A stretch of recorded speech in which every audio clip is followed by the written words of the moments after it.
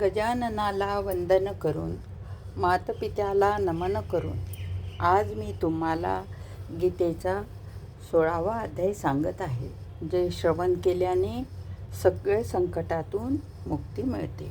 ओम नमो भगवते वासुदेवाय. ओम नमो भगवते वासुदेवाय.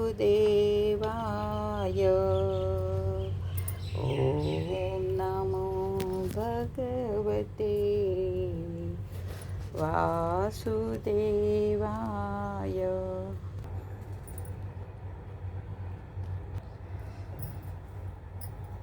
सॉरी 17वा अध्याय. अशा प्रकारची भगवंताची वचने ऐकून अर्जुन म्हणाला, हे कृष्णा, जे मनुष्य शास्त्राविधीचा त्याग करून केवळ श्रद्धेने युक्त होऊन देवादिकांचे पूजन करतात, त्यांची स्थिती मग कोणती आहे?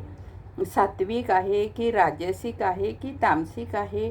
अशा प्रकारे अर्जुनाने विचारल्यावर श्रीकृष्ण भगवान म्हणाले, हे अर्जुना, मनुष्याची ती शास्त्रीय संस्काराशिवाय केवळ स्वाभाविक रीतीने उत्पन्न झालेली श्रद्धा सात्विक, राजसिक आणि तामसिक अशा 3 प्रकारची असते.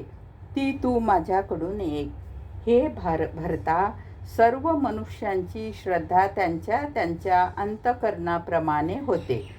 तसेच हा पुरुष श्रद्धामय आहे, म्हणून जो पुरुष ज्या श्रद्धेने युक्त आहे तो स्वतःही तोच आहे. म्हणजेच जशी त्याची श्रद्धा असते तसेच त्याचे स्वरूप असते. त्यापैकी सात्विक पुरुष तर देवांची पूजा करतात, राजसी पुरुष यक्ष आणि राक्षसांचे पूजन करतात, आणि दुसरे जे तामस पुरुष आहेत ते प्रेत आणि भूतागणांचे पूजन करतात.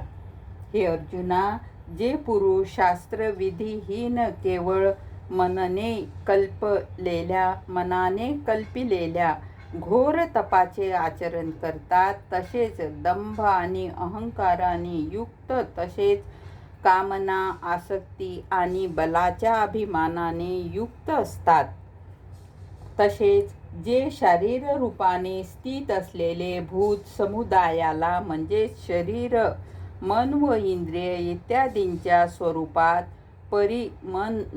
परिणत झालेले आकाशादिक 5 भूतांना आणि अंतःकरणामध्ये स्थित असलेल्या व अंतर्यामीलाही कृश करणारे आहे.